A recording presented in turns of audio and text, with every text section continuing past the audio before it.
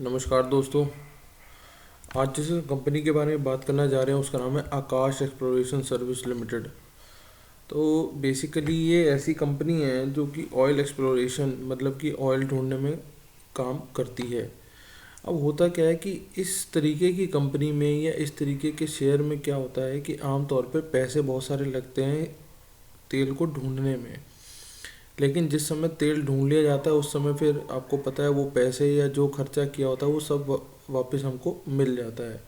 सिर्फ यही होगा कि जहाँ जहाँ आपने खोदा वहाँ अगर तेल नहीं निकला तो वहीं पे दिक्कत है, लेकिन जहाँ जहाँ तेल निकल गया जितना भी निकल गया वो आपको पता है कंपनी के लिए प्रॉफिट का सौदा हो जाता है।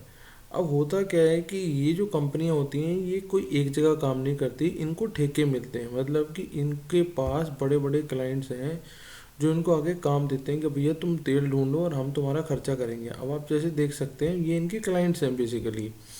ऑयल इंडिया, स्कम्बर, हेल्पोरेशन, एसआर, वेदांता, ओएनजीसी, रिलायंस, इंडियन ऑयल, होइक।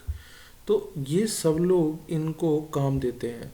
अब जब काम देते हैं तो उनके लिए ये लोग काम करते हैं, खुद नहीं उन लोगों ने पैसे लगा दिए। ये देखिए जैसे इनके ये ओएनजीसी का प्रोजेक्ट था, इन्होंने पूरा कर दिया। रिलायंस का प्रोजेक्ट था, के इंडिया का प्रोजेक्ट था, एसआर का प्रोजेक्ट था।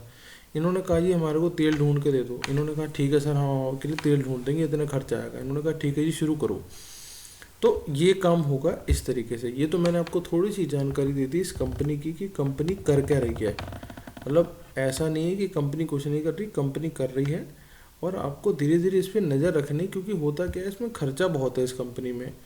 कोई भी जो एक्सप्लोरेशन का काम होता है उसमें खर्चा बहुत ज़्यादा निकलता है। अगर आप खर्चा होगा, बजट होगा तो तेल आप ढूंढ निकालोगे, क्योंकि पता नहीं कितने दिन तक, कितने महीने तक तेल ढूंढते ही रहना, नहीं मिला मिला वो बात अलग है। अब हम थोड़ी सी इसकी नंबर्स पे वर्किंग कर लेते हैं। आज का भाव है जी 6 रुपये 40 पैसे।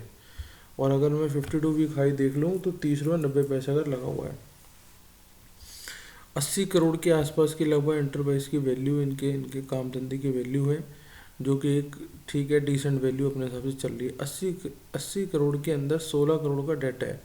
मतलब कम से कम आप समझ लो इसका 4 गुना आप नीचे कर लोगे तो 20 रुपये निकल के आता है, तो उसके आसपास का डेट आएगा।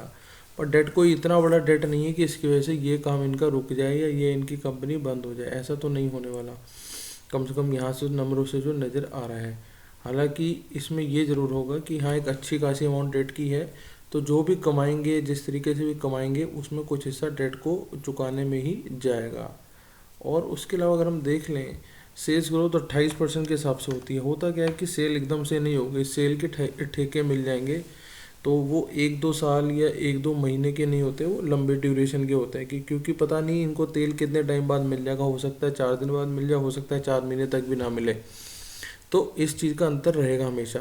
आर ओ सी ई अगर हम देख लें, रिटर्न ऑन कैपिटल एम्प्लॉयड, तो 15% है जो कि डिसेंट है। और अगर मैं प्रॉफिट ग्रोथ देख लूँ तो वो उसके हिसाब से सेल के हिसाब से अच्छी है।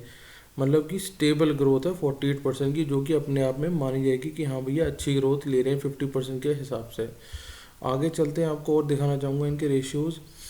तो जैसे आप ये देख सकते हैं सेल ग्रोथ ट्रेंडिंग में ही है, तो ट्रेंडिंग चार्ट है, इसका मतलब कि भैया हम लोग ऊपर की तरफ ही जा रहे हैं।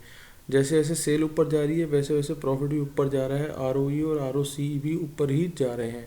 तो यहाँ से तो हमको यही नज़र आ रहा है कि भैया ये लोग काम कर रहे हैं, काम का रिजल्ट भी निकल रहा है, इसी वजह से प्रॉफिट भी निकल रहे हैं। यहाँ हम देख सकते हैं डेट इक्विटी रेशियो 0.34 का है, जो कि डिसेंट है, नॉर्मल है इस तरीके की कंपनी में। थोड़ा सा प्रॉफिट, थोड़ा सा प्रमोटर शेयर होल्डिंग देख लेते हैं।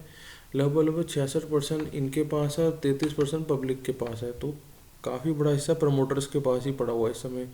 प्रमोटर्स ने कुछ भी प्लेज नहीं कराया, मतलब कहीं भी गिरवी नहीं दिखाए हुए अपने शेयर्स। आगे हम और थोड़ा सा चलते हैं तो इनकी सेल्स को समझने की कोशिश करते हैं पीएनएल से। तो यहाँ लगभग लगभग 41 करोड़ की सेल है, फिर 51 करोड़ की हुई, फिर 67 की हुई, फिर लगभग लगभग 60 की होगी, 60 से वापस 76 की होगी। तो ये एक इंक्रीज़ आया है सेल के अंदर।